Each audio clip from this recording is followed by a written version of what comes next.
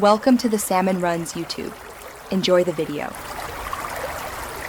You add SLF4J support now, include Spring Boot Starter, or explicitly add SLF4J API plus an implementation such as Logback. Once done, make sure you don't have conflicting logging jars on the class path because duplicates break routing. Next, refresh your Maven or Gradle build so the new artifacts resolve. You're starting the app with consistent logging infrastructure. This gives you a stable facade, SLF4J, and a concrete implementation, Logback, to control format and level.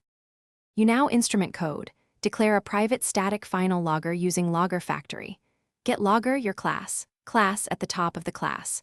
Once done, use the logger in methods instead of system. Out because SLF4J handles levels and formatting efficiently. Make sure to use parameterized messages like logger. Info, user logged in, user ID to avoid expensive string concatenation when level is disabled. Also, in Spring Beans, use constructor injection for dependencies. The logger remains static and cheap. You finish by configuring levels and appenders. Edit application. IML or provide logback.